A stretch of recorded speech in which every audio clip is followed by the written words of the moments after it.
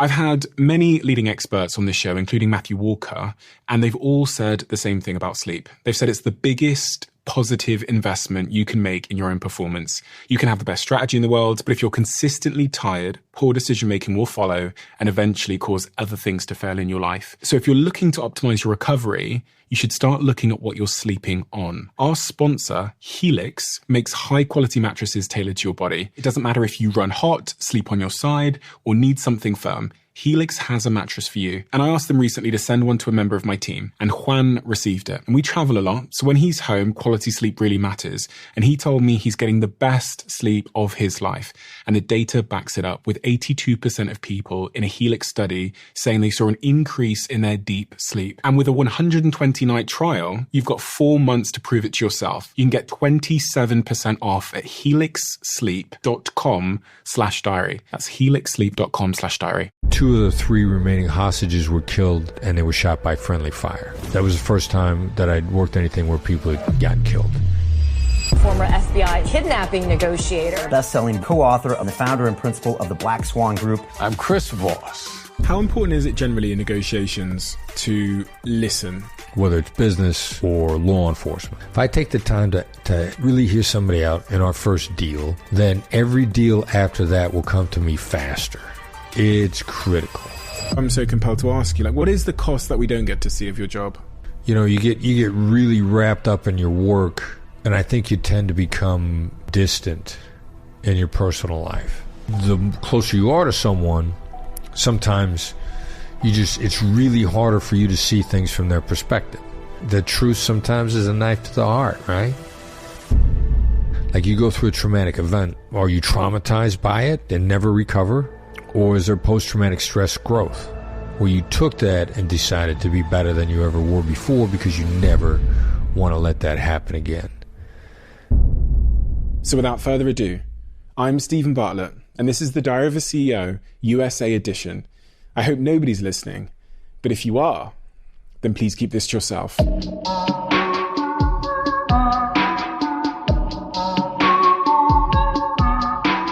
Chris, you've lived a extraordinary life for many, many reasons, which I'm sure we're going to go into. But I guess my first question is, what do I need to know about your upbringing, your early years, if I am to understand the man you are today? I think really that my father just required that we work hard and that we figure stuff out. Like, my father was an entrepreneur. And then no matter how old you are, I started working for him probably when I was about 11. But the downside of working for a guy that would never ask you to do anything he wouldn't do himself, if there isn't anything that he wouldn't do himself just because it needed to be done, then you get asked to figure out some crazy stuff. Middle class entrepreneur, little blue collar, guy. And I remember, I think it was about 11. He decided he wanted a new garage in the backyard, and we had to get rid of the old garage. And, he handed me and my 13-year-old sister crowbars and said, go out and tear down the old garage. So you just gotta, you just gotta figure stuff out. And so I really grew up in an environment of working really hard. He never preached us ethics, but we were, very ethical, honest, hardworking, and figure stuff out, which is, if that's your attitude, there isn't that much you can't do. And that was kind of drilled into me at an early age. Figure it out, work hard, be honest. So if I hit fast forward on your life from that point, and I go into your days in the SWAT team for the FBI. Right. How long were you working in the SWAT team with the FBI? I was technically a member of the SWAT team for about a year. And then, I was on a Pittsburgh FBI. I was on that SWAT team. And then I got transferred to New York, and I decided to try out for the FBI's equivalent of the Navy SEALs, the FBI's hostage rescue team. Mm-hmm. And so I tried out for that team, and I re-injured my knee. So I never technically made that team, nor when I was in New York was I on the New York SWAT team. But I had been on the SWAT team in Pittsburgh for about a year. You injured your knee during training? Yeah. It was originally tore it up originally in college. And my view is, the worst things that have happened to me have always led to better stuff. I would never become a hostage negotiator if I hadn't torn up my knee. And so, then when I was trying out for the hostage rescue team, then I re-injured it, and I went to a doctor to have it rebuilt for a second time. And at that point in time, I thought, well, I don't know how many times they could put Humpty Dumpty back together. So I love crisis response because you got to make a decision. I've been very much a decision-oriented guy. President Kennedy talks about the dangers of comfortable inaction. I've always hated that. So, I wanted to stay involved in crisis response. We had hostage negotiators. My son and I like to joke that one of the Voss family mottos is, how hard can it be? And I remember thinking, how hard can it be? They talk to terrorists. I talk every day. I could talk to a terrorist. When you injured your knee and you're thinking about what to do with your life, I read that you had a chat with a lady about options, and she basically rejected you and said I said, go away. Who was she? She was the head of the hostage negotiation team for FBI New York. She was on one of the terrorism squads close to mine, and I knew she was in charge of the program. And, I thought, the willingness to learn was adequate. And so, I sought her out to express my interest and kind of presented myself like, ta-da, here I am. I'm wonderful. Look at me. I'm willing to learn. And she was just like, go away. Everybody wants to do this. It sounds cool. Everybody wants a T-shirt. She asked me about, any previous experience or credentials I had. I didn't have any. One after another, I was like, nope, no education, no background, no experience, none of this. And finally, she just said, like, no, you can't do it. Stop bothering me. It was like, got to be something I could do, I've always kind of been proactive. I didn't know there's a theory that principle that we operate on now, which is never ask advice from somebody you wouldn't trade places with, or never take direction from somebody who hasn't been where you're going. And I just thought it made sense to go to the right person and ask, which is kind of how I got into the FBI in the first place. And I said, there's got to be something I could do. What is it? She said, you know what there is? Go volunteer on a suicide hotline. But until you've done that, don't bother me. And it just seemed really obvious to me. Okay, this is somebody who knows. I'll do it. And that's how I got in the FBI, really. And so I went and did it, and I went back to her, and I said, I've been volunteering on a suicide hotline for the last 5 months. And she's like, what? She was shocked. She said, I tell everybody to do that. Nobody ever does it. When I went back to her and said, I'm including the story in the book. She said, I told over 1,000 people over the course of my career to volunteer on a hotline, and only 2 people did it, and you were one of them. And I thought, it's so obvious. What was that like, that suicide hotline? 5 months you did that?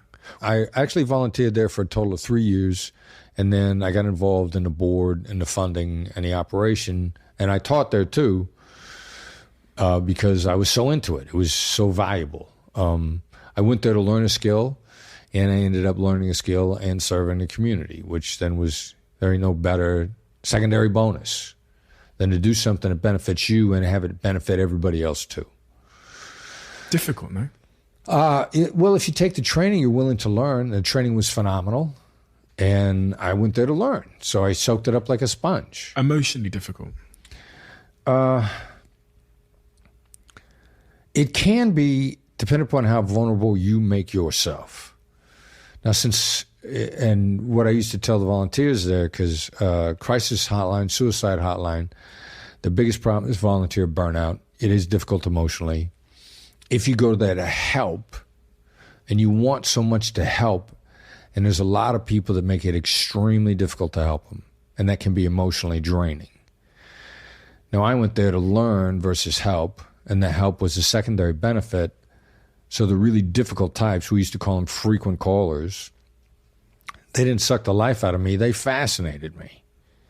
Like, this is crazy. I got to learn how to communicate with these people. These are no different than the people that are very difficult in business negotiation, because how you do something is how you do everything. Way back when, I learned this thing called the drama triangle, which was kind of three archetypes of difficult people. And we're seeing that show up exactly in business negotiations. So human behavior is human behavior, period. What is that triad? Well, the way I learned it way back then was, there's the victim, the protector, and the persecutor. And someone who comes on a hotline really portraying themselves as a victim, they're trying to draw you into being the protector or to give advice. I need your advice, might be what they would literally say.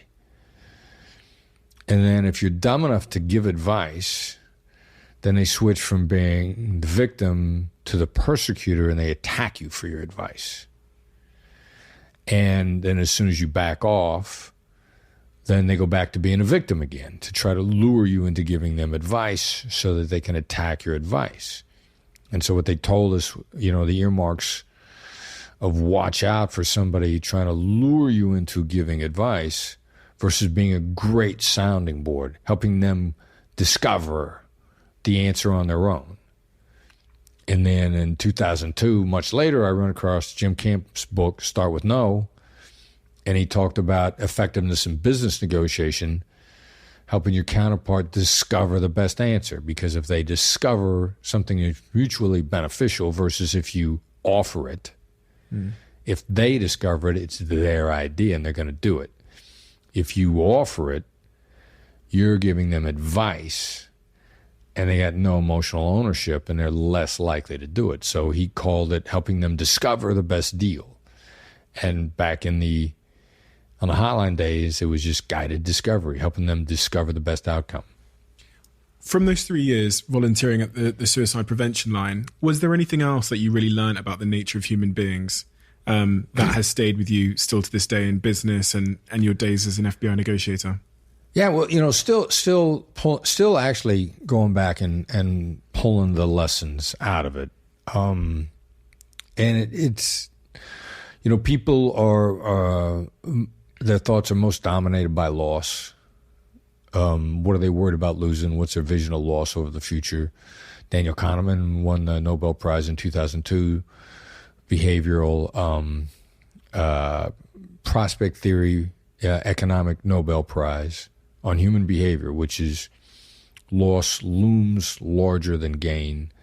Some people are putting it at a 2-to-1 ratio. Nobody ever puts it at less than 2-to-1. Loss things twice as much as an equivalent game. I've heard people talk about it be as much as 9-to-1, which is why researchers are having trouble putting an exact number on it. So somewhere between 2 and 9 times loss. Your vision of the loss is going to determine your behavior. And that was really, we taught on a hotline and taught on hostage negotiation, look for the loss. Somebody's taken hostages. They've suffered a personal identity loss somewhere along the line, and there's probably a triggering event in the last 24 to 48 hours. But look for the loss. And then Kahneman comes across in 2002, Danny Kahneman and Amos Tversky. Tversky had died by the time they awarded the Nobel Prize, which is why he didn't get it along with Kahneman, because they're not giving it after somebody's died. Saying that, no, this is just human behavior, period.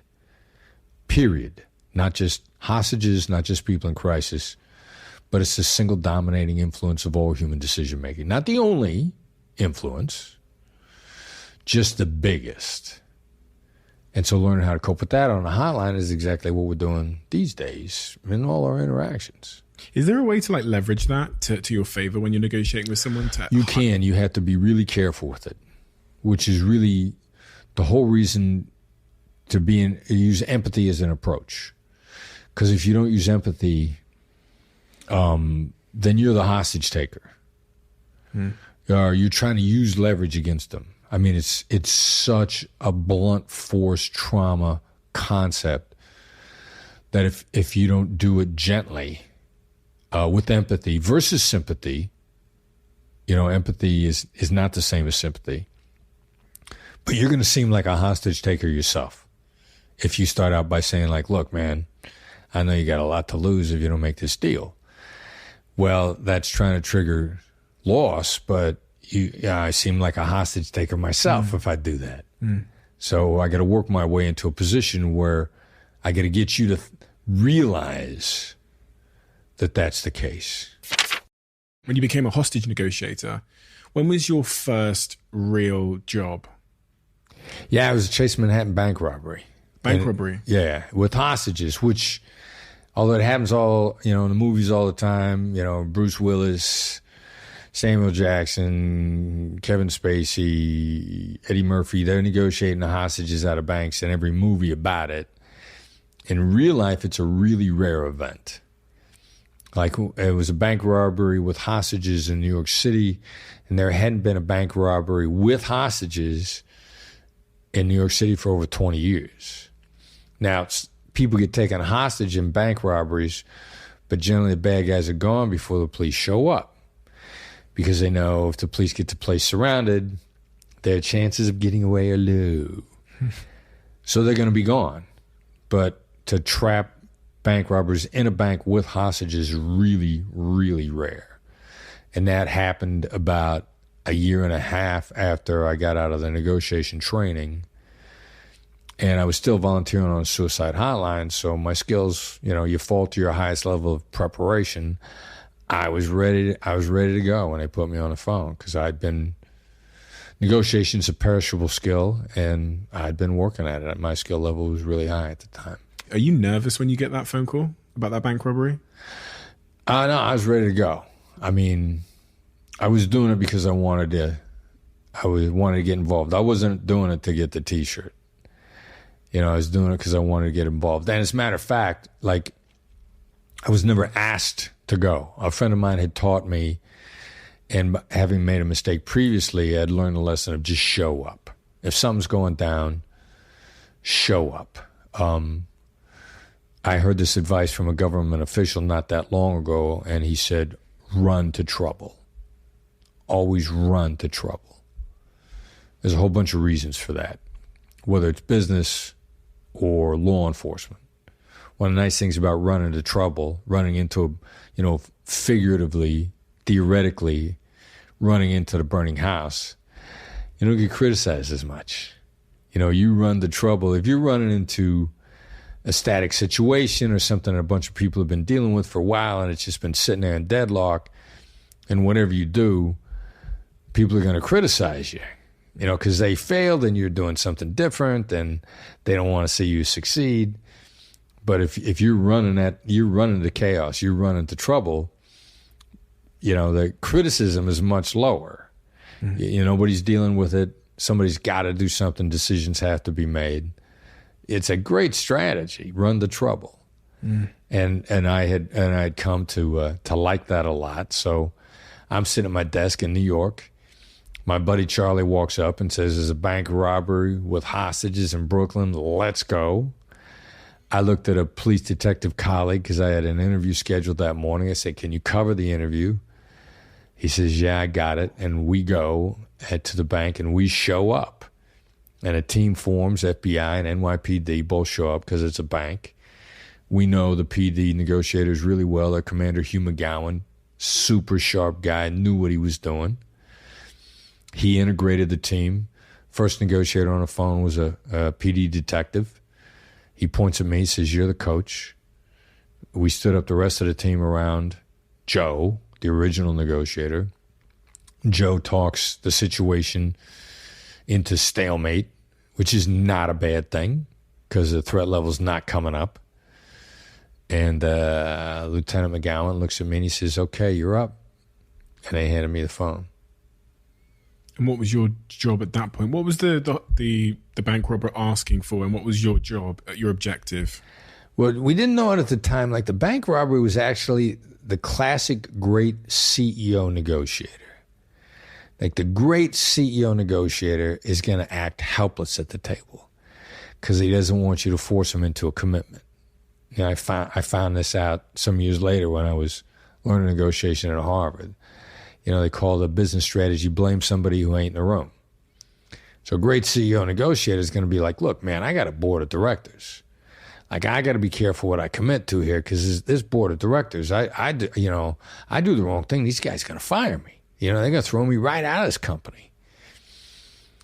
And if the guy does that, he's got all the power in the world. He don't care about his board of directors. He just doesn't want to get backed into a corner. So the bank robbery, we get on the phone with this guy, the guy who orchestrated the whole thing. And he's like, man, I'm scared of these guys in here. These other guys that I'm with, man, they're dangerous. Like, I'm scared of them. They might hurt me. So I got to be careful what I say to you. Oh, here they come now. And I got to hang up the phone. And he was making it all up. Initially, our initial assessment is this guy's an inadequate personality. He's scared to make a decision. Complete smokescreen on his part. So we're in the negotiation for several hours, and we got the bank surrounded, and then the investigators on the outside. And this is a residential commercial area of Brooklyn, so there are cars everywhere. And they identify the owner of every vehicle on the outside and talk to them, except there's one van out there, and it belongs to this guy. And as it turns out, this guy is running a cash courier business that services this bank. And they can't find this guy. He is nowhere to be found. So they go to his address, and they say, hey, do you know this guy? And will you come to the scene of the bank and listen to the voice, because we're running the negotiations on speaker outside to the commanders. And the witness comes in and says, yeah, that's this guy's name happened to be Chris also. So they voice ID this guy, and he has never given us his name. This is another great technique. If we meet and I don't give you my name, it unsettles you. You don't feel you've connected with me. And this guy would not give us his name. So, we got a voice ID on him. When the lieutenant says, you're up next, he says, I want you to confront this guy about his name as quick as you can. And we're not going to do a normal smooth handoff. You're just going to start talking. Normally, the protocol is if you hand off from one negotiator to another, the second guy that comes on, he says, look, I've been here the whole time, and I've heard everything that's going on, and here's everything that I've heard. Because you don't need the other guy on the other side saying, like, where do I start with this guy? Have you been here listening? Do you have any idea what's going on? It's a smooth transition. But a lieutenant, his gut instinct is like, yeah, we're not going to do this. This guy's a manipulative guy, and in a really subtle way, we're going to start taking back control. And we're going to start by not doing a smooth transition. So I get on the phone, I'm talking to this guy. Now, this is a cagey dude. We shift with no intro. So what does he do in order to remind us that he's got hostages, but also not raise the threat level? Because he's got to genuinely be concerned that the snipers are going to put a red dot on his forehead, and the next thing that's going to happen is he's going to be at the pearly gates explaining his actions over the last 24 hours. He goes and gets a hostage and puts her on the phone. We've been there 5 hours. We had no confirmation of the condition of the hostages other than him saying, I'm taking care of the girls. Everything's fine. As a matter of fact, I got to hang up the phone because they're hungry and they want to get something to eat. All kinds of smoke screens. So I'm on the phone and I hear this female voice come on, go like, I'm okay. And I'm like, who's this? What's your name? I'm okay. And then that's the last I heard of her. He comes back on the phone, pretends like this didn't even happen. So I'm like, all right, this is a cagey dude. We're going to go forward. I'm going to find a way to hit him with his name, but do it gently. So I start talking about his van outside, which he knows is out there. He just doesn't know that we've identified it. And I said, we got a van out here, and we found the owners of every van and spoken to them except one. And he goes, we have more than one van. Now, I got no idea what this guy is talking about. So I did what we refer to as a mirror. I just repeat the words because my brain is like, what is this guy talking about? So I go, you have more than one van? He goes, no, we only have one van. I go, you only have one van? And he goes, Yeah, and you chased my driver away. I go, we chased your driver away? He says, yeah, when he saw the police, he cut and run.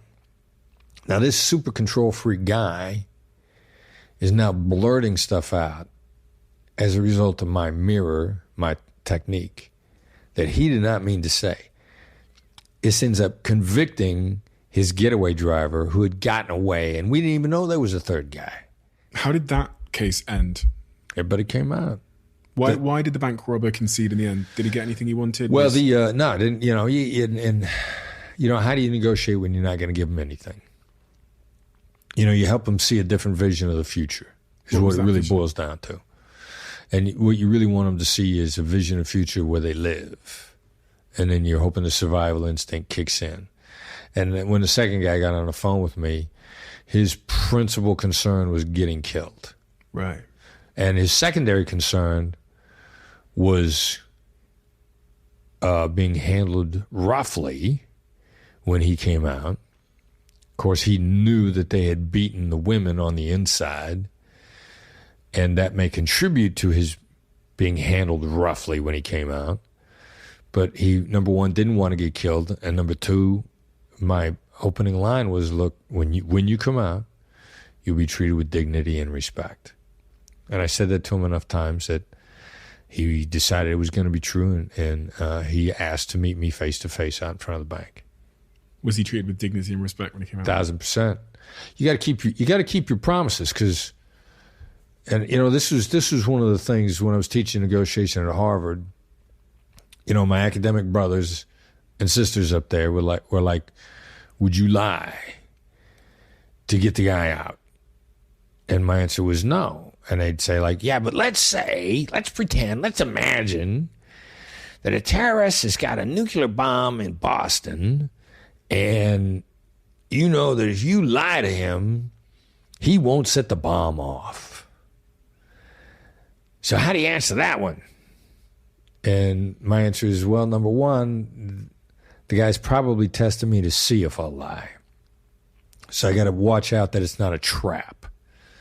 Number two, if he's not testing me, he's going to be a better liar than I am, and he's going to sniff it out. You can't lie to a liar. You just can't. They're too good at it. And then number three, even if I lied to him and get him out, somebody's going to find out that I lied, and I will always have the reputation of being a liar. And I can't risk my reputation. So if I've got hostages and I call you and I say, listen, I want a car. I think I saw this one on your YouTube channel. I want a car in 60 seconds outside. Right. What's the first thing you say to me? You want to try? Yeah, let's do it. All right. So you're the bad guy. I'm the bad guy. Okay. Yeah. Chris, I'm going to blow this woman's head off if you don't give me a car in the next 60 seconds. How am I supposed to do that? Not my problem. You got 55 seconds. All right, so if I wanted to do it, it's madness out here. It's chaos. I mean, this is Ringling Brothers, Barnum and Bailey Circus is organized compared to the nonsense that's going on out there. So even if I wanted to do it, I can't do it in that time frame. I'm sure you're the FBI, you're the police. You can make anything happen. 50 seconds. Sounds to me like you're not going to give me a chance. I'm giving you a chance right now. 50 seconds, Chris. There's plenty of cars out there. Go get one of the cars and pull it up outside, or I'm going to blow her head off. Sounds like you have a reason to live. I do have a reason to live. But that's none of your business. No, I'm not trying to find out why. I mean, my first number one thing is to make sure that you live. So get me a car and I will drive off. Honestly, you've got 45 seconds. I don't want to talk anymore. If you're not going to give me a chance, how am I supposed to do it? I'm giving you a chance. 45 seconds. That's plenty of a chance. Like, to me, even get all the commanders together and get them to think about this, which they're probably not going to do anyway. I will go and talk to them. But how am I supposed to find them all, talk to them, get them to think about it in 45 seconds? Okay, how long do you need? All right, now, first of all, I want you to understand, I don't think they're going to do it. Well, then I'm going to blow her head off. That would be your choice.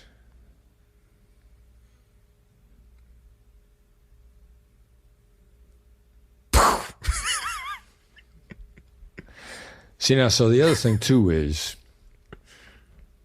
hostage negotiators are successful 93% of the time, which is one of the things that I learned in the business, which means 7% of the time they just ain't coming out. Now, we have to do everything we can possibly do in the meantime, but our number one goal is not putting any additional people at risk. Like, I get this question all the time. Like, if you think it's going to save a hostage, why don't you just give them a car and save those hostages? Well, I can't put additional people at risk. And by the way, while we were doing that, I don't know anybody put a clock on us, but we went more than 45 seconds. It's true. And what were you thinking as we were going through it? There was all the questions were provoking me into all the questions you asked me felt like they were dragging me away from my objective in a quite a tactical way. So I was thinking, this is annoying. He's making me talk and I don't want to talk. That's kind of what I was thinking. And then, yeah, I mean, the questions you asked were making me ponder and they were making me abandon my focus, which was to just get this car and kill this woman. Right. See, which was, I wasn't asking you that stuff to get you to answer. What I was really doing was do exactly what you talked about, get you to ponder, get you to think.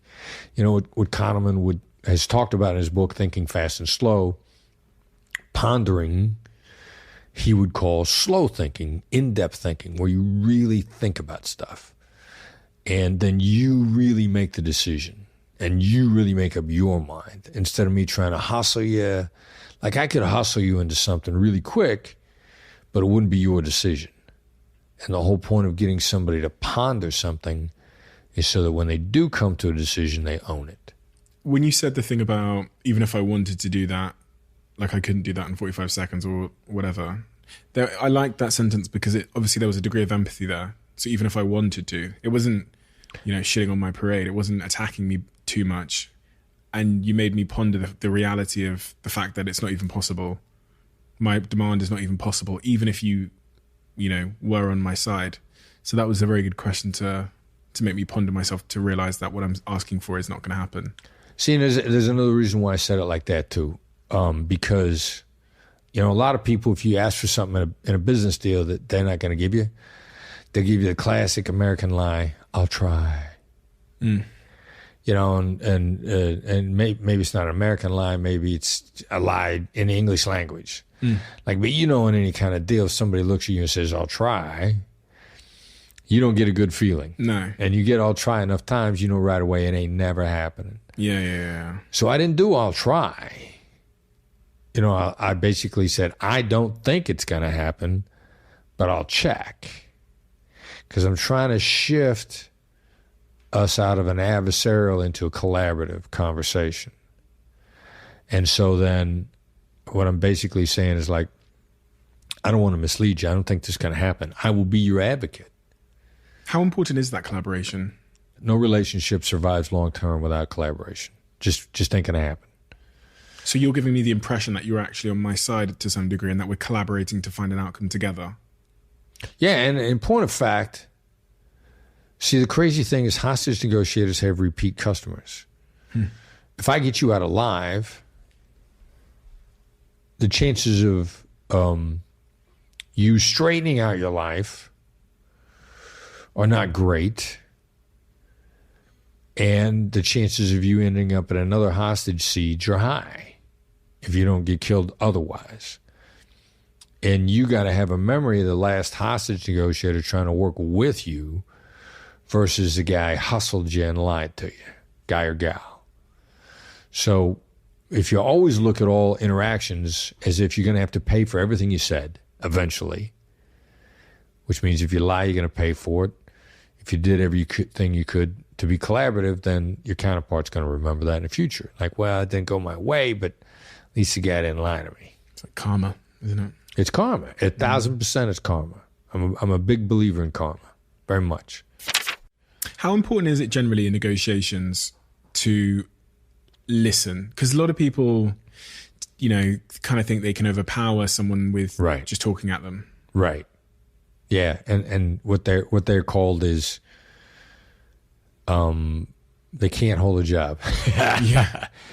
You and there are a lot of people that are very visible that are doing that, and in the moment they might look very good, but what ends up happening is they're frequently initially extremely successful, and then their success rates drop off a cliff, and then they don't hold a job because they were awesome in their first quarter and had a continuing steady decline in their productivity till it went to zero, and they can't be tolerated anymore.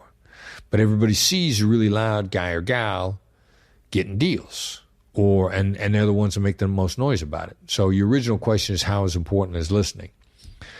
There is no negotiation methodology that doesn't list listening as an advanced skill. No matter what school of thought somebody's in negotiation, they all list listening as advanced. Far more difficult than simply keeping quiet. It's critical. And you will actually end up increasing the velocity of your deal cycles by listening, which a lot of people think it's really counterintuitive. But, I did an interview with Mark Cuban 6 or 7 months ago.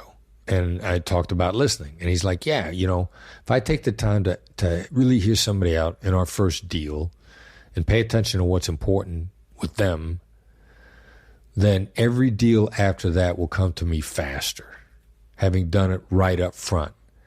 And it'll increase the velocity of my ability to make deals with them because they'll trust me. They'll know that I hear them out. They know that I'm looking out for them. And consequently, it doesn't take me a long time to establish trust, and we come to the table, we get right down to it, and it really increases the velocity of my ability to make deals. And a lot of people can't see that because I got to hear them out, I got to, blah, blah, blah, I got to find out what their point of view is. It seems highly efficient. But what it is incredibly efficient long term. And then as it relates to speaking, when you were talking to me then in our little dummy negotiation, I noticed the tone of voice you took was very, very calm. You list in the book 3 different voices available to negotiators. Right. Give me a flavor of those 3 voices that are available to negotiators. Well, there's 3 natural types in humans: fight, flight, or make friends. And these are our caveman ancestors that lived, either fought the saber-toothed tiger, ran from the saber-toothed tiger, or figured out a way to make friends with it. And the indecisive caveman got eaten by the saber-toothed tiger, doesn't have any descendants. And we've got substantive reason to believe that exists globally, regardless of gender, ethnicity, religion. The 3 types, the globe's split pretty evenly into thirds. Got a lot of data on it. Backs it up. Our brothers and sisters at Harvard pretty much agree based on their experience. Wharton has pulled a lot of the same data, comes very, very close to the same. And each type has a voice. And the voice of the assertive, natural-born assertive, which I'm actually a natural-born assertive, is more the Donald Trump style negotiator, attacking, blunt, direct. Ivanka Trump once described her dad, Donald, and said, he's not blunt, he's just direct. Well, he's just an example. But, what I think is direct, you feel like you got hit in the face with a brick, which is always counterproductive long term. Always, always, always long-term counterproductive. Inhibits your ability to make deals. People get tired of getting hit in the face with a brick. So it wears them out. Then there's the very analytical type, which was, that soothing, calming voice that I was using. triggers a neurochemical response in you. It actually calms you down neurochemically. It's an involuntary automatic response. Now, you can fight it. You can fight your way back out of it. But you can't stop me from getting the calming neurochemicals started in your head. And, if you're careful not to seem either cold or condescending, that tone of voice is what the great TV interviewers use, the great news anchors, because there's confidence and calm simultaneously, and people really like it. And then there's a smiling voice, a friendly voice, and somebody just smiles when they speak. That triggers a different neurochemical reaction. The people that you automatically like right away, as soon as you lay eyes on them, as soon as they start speaking. And there's an advantage to that. So I was using, in an emotional situation, and if you're in an emotional negotiation, you want to go with the soothing voice and smile, sprinkle that in, and now you get the combination of both of them, and it's collaboration. You're going to want to collaborate with me if I use that voice. I guess it's an attempt, and as you say, to like pacify them. The other thing that in chapter 3 of your book you talk about is. By the way, you got a pretty good voice. I mean, thank you. You're basically downward inflecting. Your voice portrays. First of all, it's very genuine, but it portrays a guy who's actually really thinking about what he says, and he actually listens. Oh, that's a very kind compliment. Thank you. But she's still going to die. In chapter 3, you talk about labeling their pain. I found that a really interesting concept. Right. Don't feel their pain, label it. I think that's probably a mistake I've been making. I actually was thinking about that in the context of like my romantic relationships. Right. When my girlfriend is talking at me, as a way to kind of create that bridge, how do I create that bridge by acknowledging or labeling her pain? Can you explain to me what you mean by labeling their pain? Think of whatever the negative emotion that they're feeling is, the elephant in the room. So if I'm I'm holding someone hostage and I'm crying. Yeah. Yeah. I'm going to say, sounds like you feel like you're out of control. Sounds like you feel that you're going to have to do something you really don't want to do. And what does that do to me when you do that? All right, and this is one of the few in the Black Swan method that's also backed up by neuroscience. Like, we know anecdotally that this stuff works because we're proving it over and over again. We're walking the talk. We make our own deals very effectively, and the people that we coach make their deals and accelerate their deals very effectively. So we got no shortage of our own anecdotal information. We don't need the neuroscience. But there's been several neuroscience experiments. They put people in fMRIs, functional magnetic resonance imaging devices, where they can watch the brain light up, and they induce negative feelings in people, and they watch the brain light up, typically by showing them some sort of photograph that causes them to feel a negative emotion, whether it's sadness, anger, whatever it is. And then they simply ask the people to identify or label what they're feeling as a result of what they saw. And each and every time the person labeled it, the electrical activity in that part of the brain diminished every time. Not deny, but just called it out. You don't deny the elephants in a room. You say there's an elephant in a room. And that makes people feel heard or seen or felt, or all of the above. Right. So whatever the emotional reaction to that is, people feel seen, heard, felt, understood, and it's probably a combination of the emotional reaction and the neuroscience reaction is it diminishes the negative emotions every time. Now the degree that it diminishes the emotions changes. Like we call that a label, and I may label the negative that I hear. And it might have a minimal impact, a tiny little impact, or it might have a huge impact. But the impact is, the type of impact is the same every single time. The degree of impact changes, but the nature of the impact is always to diminish the negative emotion. One of the things that I read as well that you're looking for in these negotiations is for them to give you a confirmation. Like if they say, that's right. Yeah. So you're trying to get me to not blow this lady's head off. And if you can get me to say, that's right, What is that a signal of? That's right is what people say when they feel understood. You pull a that's right out of somebody, you're on your way in a direction of a great resolution, no matter what the negotiation, landlord-tenant, employee-employer, business deal. Pulling that's rights sends you in a great direction. So you've labeled something that I'm feeling. You said, Stephen, it feels like you're about to do something you don't want to do. And then I go, that's right. Right. Now, so Tal Raz, great researcher besides great author, he speculates, he says, I think somebody says that's right when they've been experienced an epiphany to some degree. That's what you say when what you think you've heard is completely true. You're not agreeing with a person. You're observing that what they said was true. And when he said epiphany, I'm like, this is interesting. Let me look up the neuroscience of epiphanies. And among the neurochemicals that you get a hit of in an epiphany is oxytocin, which is the bonding drug. So you get a hit of oxytocin based on what I've said, and you have an involuntarily feeling of bonding towards me. And then, the neuroscientist that I think the world of, Andrew Huberman, I heard him talking about oxytocin, and he says that oxytocin tends to make people tell the truth. So if you say that's right, you're going to feel bonded to me and you're going to be more likely to tell me the truth. That ain't a bad position for me to be in a negotiation.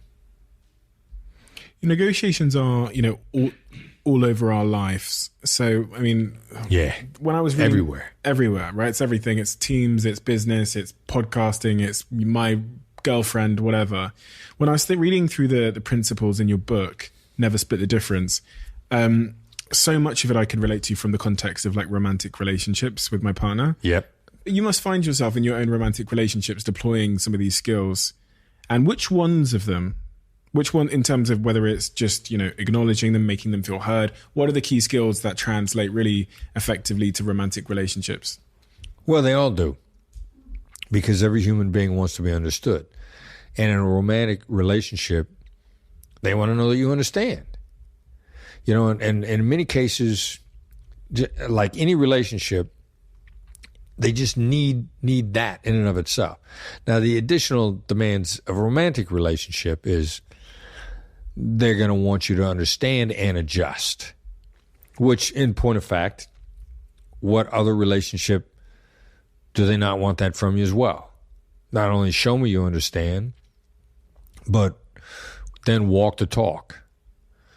It's the closer you are to someone, sometimes it's really harder for you to see things from their perspective. Like you think you didn't do anything wrong, and typically male, female, but not confined to this. You thought you were fine when in fact what they perceived was that you were clumsy and insensitive. Are you good at negotiating in a romantic relationship? Because I'll ask her when. Well, the problem with dating a really smart girl is she starts out negotiating you pretty quickly. But the real issue is what's your intent behind it. Like if you're hearing your romantic partner out just to get him to shut up, like the second or third time you pulled that on them, they have figured it out, and you're disingenuous.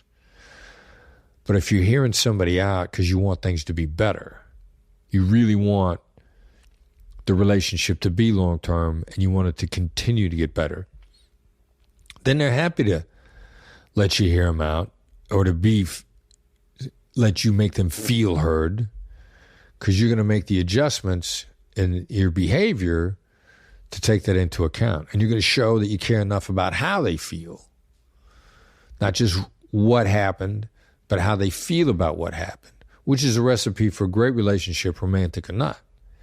But as should be, it's even a higher standard for a romantic relationship, because how can you be involved long term if you don't care how the other person feels?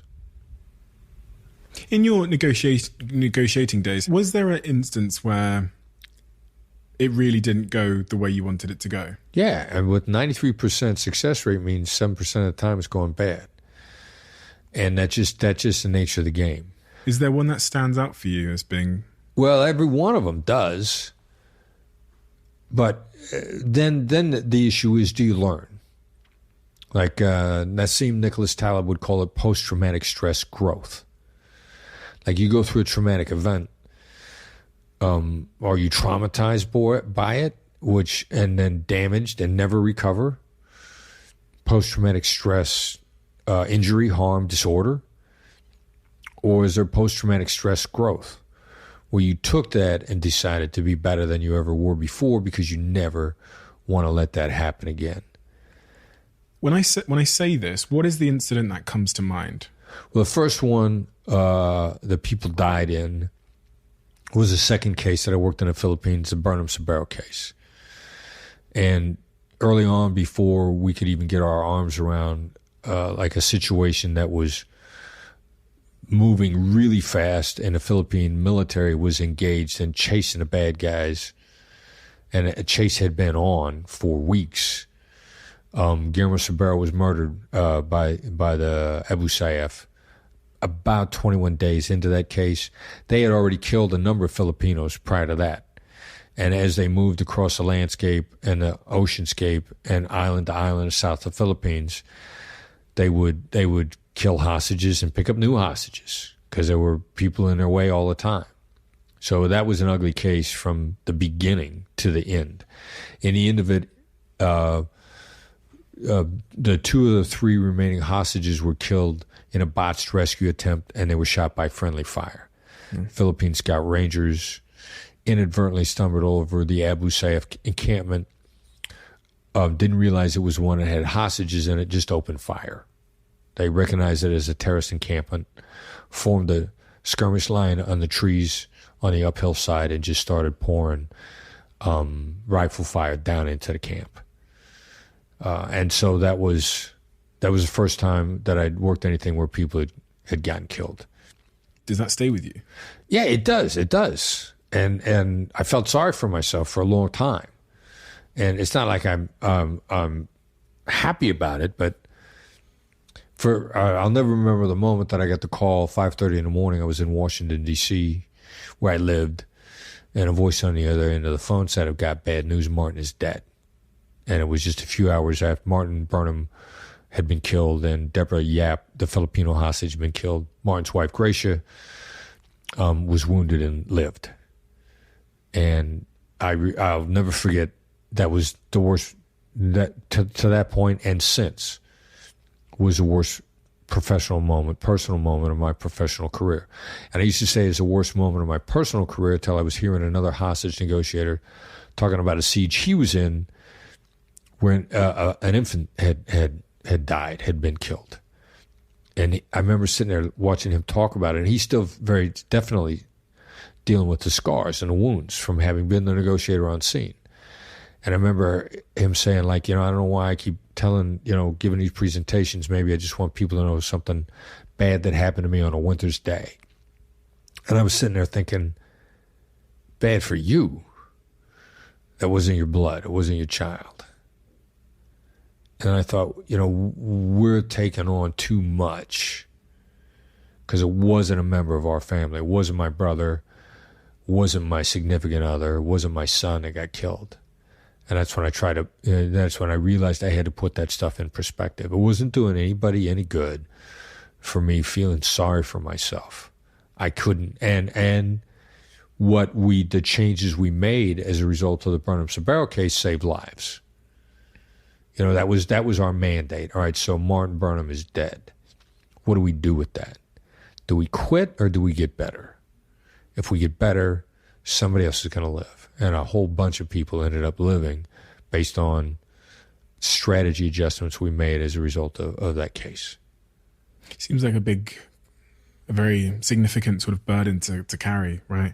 It goes back to what I said at the start. It takes a certain type of person to want to play with those stakes. Yeah, somebody who's naive. Yeah. You just don't know any better. Makes us difficult sometimes. Just thinking about the traumatic things we go through, it makes us much difficult, especially in forming relationships.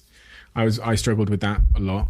Struggled in having a girlfriend, probably because my home life was so traumatic that I would always run from commitment. But when you've lived in and you hear the same with like soldiers and stuff, when you've lived through such sort of traumatic events and high stakes, coming home to, hey babe, you're right, can be difficult, right?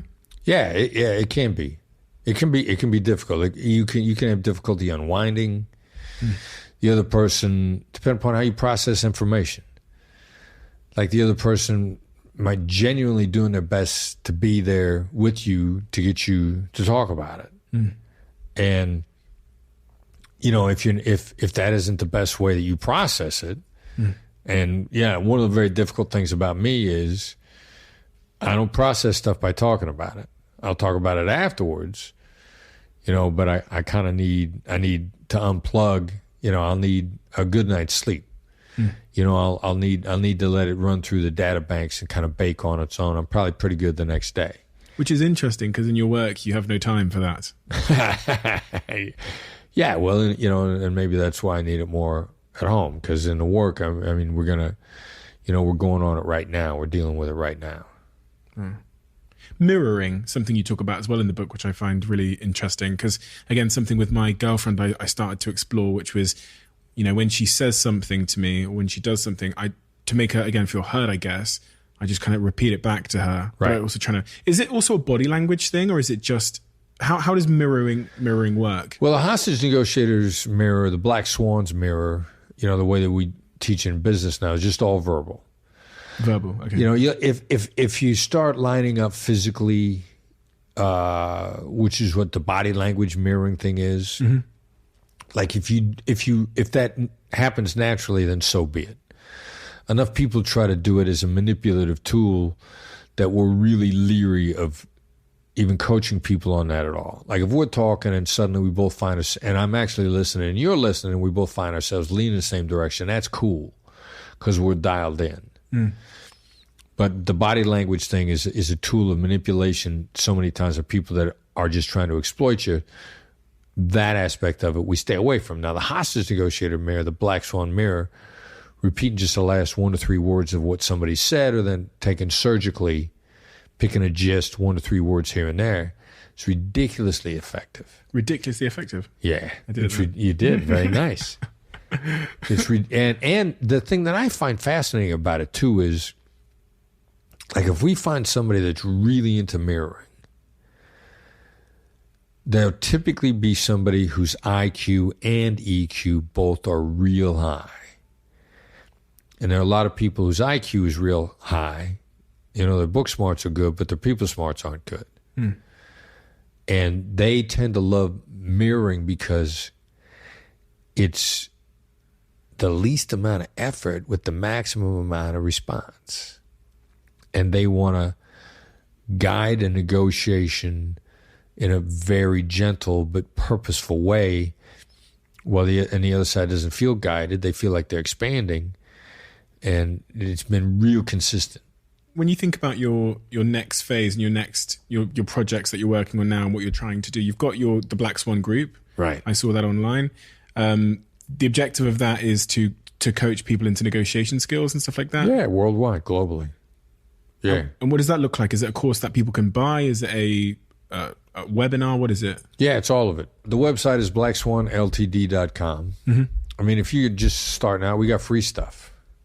Like, how do you start to get better now if you're further on down the line? We coach people through all kinds of deals on a regular basis, and it's a really big part of what the company does. We coach a lot of people through negotiations. And you've got your book as well, which we've talked about a bit, which is Never Split the Difference, which has sold more than 2 million copies worldwide, which is just staggering. Crazy, crazy numbers. We have a closing tradition on this podcast where the previous guest leaves a question for the next guest. Oh. And I only get to see it when I open the book. Okay. They've got good handwriting, so this is useful. Okay.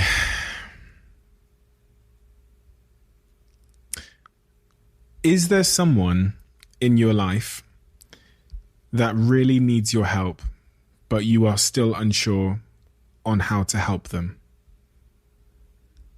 There's someone in my immediate family that I continue to buy the wrong gifts for, and I've got actually a conversation scheduled for me to at least say, all right, I realize I'm getting it wrong.